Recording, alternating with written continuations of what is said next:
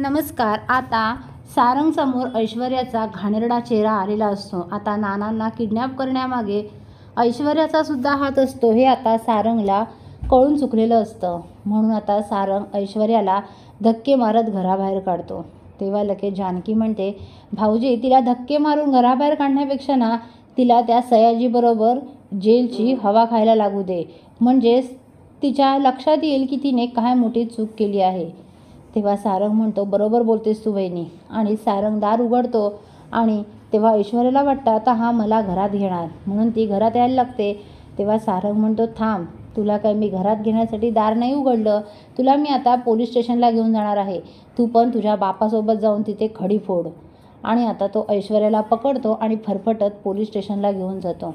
आता ऐश्वर्याची सुद्धा वरात निघाली आहे पोलीस स्टेशनच्या दारात. आता तिथे गेल्यावर सयाजीबरोबर तिलासुद्धा अटक केली जाते. सयाजी म्हणतो, बेटा तू कशी काय इथे, तुला कोणी अटक केली? तेव्हा ती म्हणते, मला या सारंगने कंप्लेंट केली आणि अटक करवली आहे. तेव्हा सयाजीला धक्का बसतो. तो म्हणतो, ऐश्वर्या म्हणते की आता त्या सारंगलासुद्धा कळून चुकलेलं आहे, तुम्हाला मी मदत केली आहे त्या नाण्याला किडनॅप करण्यासाठी.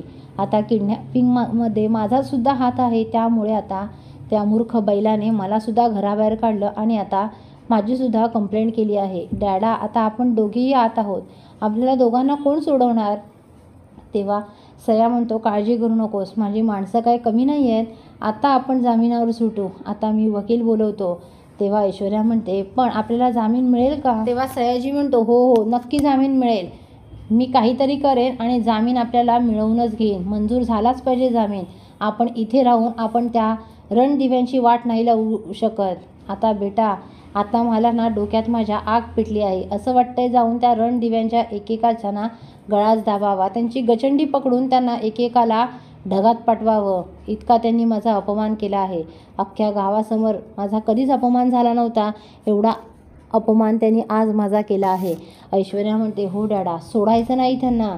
आणि त्या मूर्ख सारंगलासुद्धा, त्या बैल सारंगला एवढ्या विनवण्या करत होती मी, तरीसुद्धा त्याने मला धक्के मारत घराबाहेर काढलं आणि फरफटत इथे आणून फेकलं आहे. मी सोडणार नाही त्या बैलाला, बघा आता. तर आता इकडे सारंग रडत रडत घरी येतो. आता ऋषिकेश, सौमित्र, आजी, जानकी सर्वच जण सारंगला समजावत असतात. आजी मनात म्हणते, माझी गुंडी चांगली होती, माझा गुंडागुंडीचा संसार या जानकीने मोडला. खरंच या जानकीचं कधीच चांगलं होणार नाही. या म्हातारीला तर चांगलं वाईट काही कळतच नाही, वाईटाला चांगलं म्हणतच सुटली आहे. आता जानकी सारंगची समजूत काढते. आता तरीही मूर्ख सारंग त्या ऐश्वर्यासाठी रडत असतो, मी त्यांच्यावर खरं प्रेम केलं आणि त्यांनी माझा विश्वासघात केला. तेव्हा आता जानकी म्हणते, तुमच्यासमोर त्यांचा खरा चेहरा तिचा यावा म्हणूनच हे सगळं आम्ही केलं होतं. तिला मी घरात आणली ते घरात ठेवलं ते याच कारणासाठी. आता कळलं ना ती काय लायकीची आहे सारंग भाऊजी. तेव्हा सारंग म्हणतो, वहिनी तिचं नावसुद्धा काढू नकोस ह्या घरात. आणि सारंग धावत रूममध्ये जातो आणि खूप रडत असतो. पुढील अपडेट पाहण्यासाठी व्हिडिओला लाईक आणि चॅनलला सबस्क्राईब करायला विसरू नका. थँक्यू.